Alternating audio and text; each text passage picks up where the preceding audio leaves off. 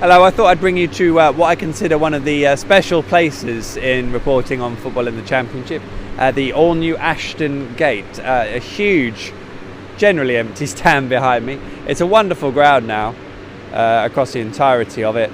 There is where the Norwich City fans were housed, all 1,300 of them, 1,400 of them I think, and you might not be able to make it out, but just there, glistening in the corner, is the Clifton Suspension Bridge.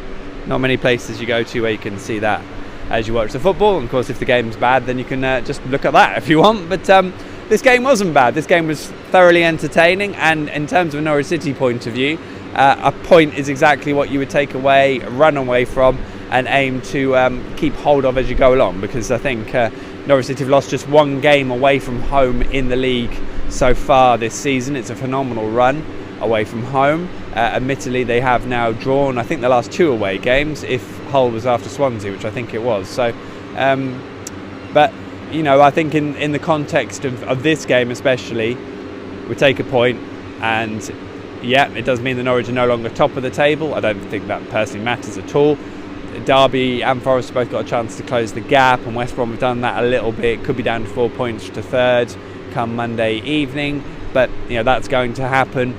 And in truth, Norwich are on 44 points from 22 games, I think, off the top of my head, and yet, you know, that just exemplifies the amount of points you need to be successful in a division and the relentlessness of that. So, as with Ipswich winning their first game in years, it doesn't really matter the result itself, it's what happens afterwards. And again, this will be the case for Norwich, because there will be, of course, the hope that this is something Norwich build on rather than anything more untoward.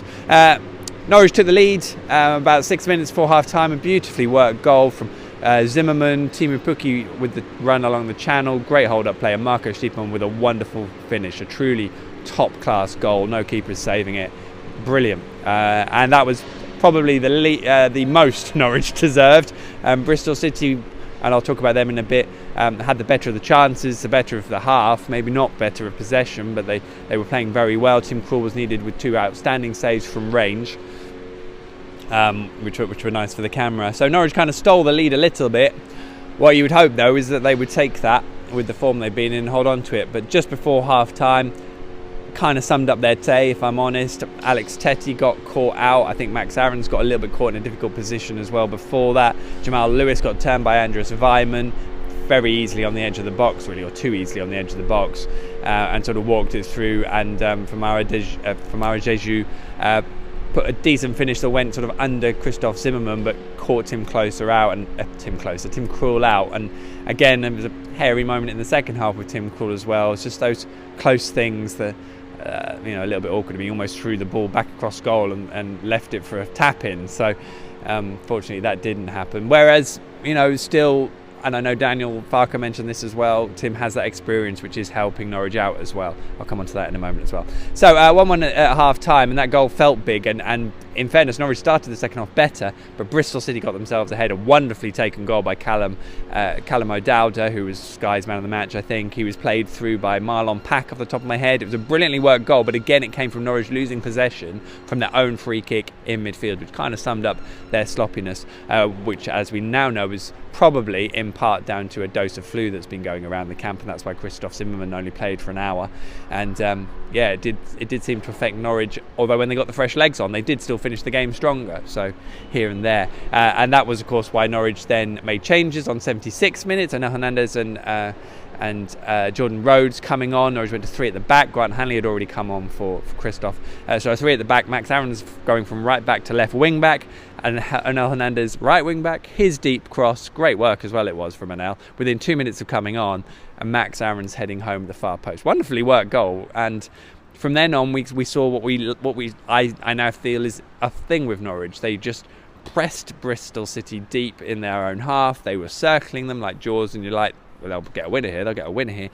One ball in the net once was flagged for offside. A couple of other half chances. Hanley almost broke through and scored, but in the end, I think a draw was probably fair for both sides.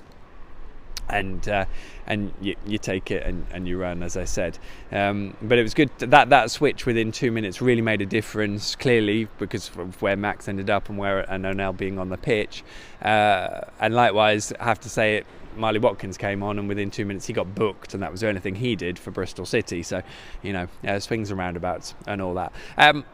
Bristol City were good. I liked how they went about that today. I think they adapted slightly because of who they were playing, but they pressed Norwich really high. They gave them issues playing out the back, but they did it in a really well-structured way. But they also used the ball very well. They had a good variation of long and high and in the air, and also quick breaking power too. So they're an awkward side. I mean, they should be much closer to the top 6 pack than where they are now, but Norwich are in this situation where they're coming up against sides who are playing really well, but are they going to do it when they play whoever, Blackburn, Birmingham, Swansea, Stoke, Brentford, QPR? Do they do it week in, week out? No. Norwich are in a situation where that's happening to them now, and it will do now going forwards, because Norwich are a good side in this division. That's not going to change now, even though they're no longer top. So they're still a very good side, and teams will raise their game against them. But there's fair bits for Bristol City to work on. Lee Johnson had them sort of set up really well today, and it'll be interesting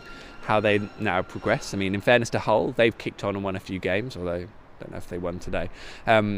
So let's see what Bristol City do, because first half of last season they looked like being a serious contender, and obviously we've had a lot of changes since then. So it will be one to watch most definitely. I mentioned Tim Krul, Alex Tettey, very, very lucky to stay on the pitch, as most of the home fans will have picked up on a booking which was fair dues. I think a couple of times where he really should have, probably on the basis of Sammy Amiobi sending off last week for Bolton and Carrow Road, then I think Alex Tettey could have been sent off twice today, in all honesty. The second one would have been harsh.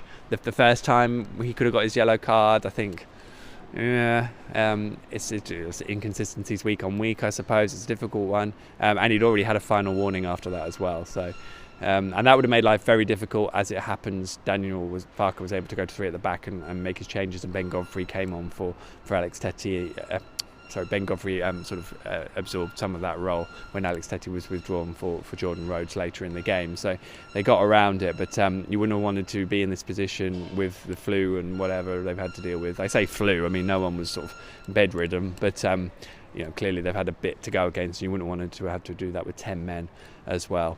I don't know if there's much else to say. It is what it is. I think it's a good day for Daniel Farker, most definitely. I thought there was some really some decent performances in there, but when I look at the fact that Mo Leitner's back on the bench, Anel looked lively when he came on, and I would suggest Emmy and Todd, it wasn't through a lack of effort, but some things just didn't come off. You could look at maybe freshening a couple of things up when Norwich head to Blackburn. It's great to see Grant Hanley back as well. If Tim Close is not fit, then that is a big help, and I imagine Christoph Zimmermann will be back for that one anyway. So that is of course the halfway point. Norwich have only lost one away game in the league up to this point. This is a tricky little run of these 2 away games, and then of course when we get to Christmas, Derby and Forest are 2 huge games in reverse order by the way, at Carrow Road on Boxing Day the following Saturday. So we've got 3 big games coming up now, and then before the new year. It's a really interesting time, because you feel like the way things are going, it could be really important to the direction of Norwich City's season and how much they can consolidate where they are compared to making things nervous for them. So we will see how it all plays out, of course. But there we go, an enjoyable afternoon. Take it, run away, and we'll see what happens at Ewood Park next weekend.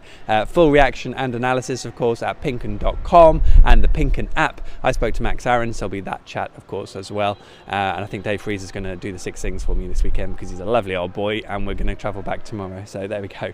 But yeah, speaking of which, it's a lovely evening. I can see the Clifton Suspension Bridge. I'm going to have one more look. There it is. Beautiful. And we'll see you during the week. Remember, PinkUn.com for all the reaction here at Ashton Gate, where it finished. Bristol City 2, Norwich City 2.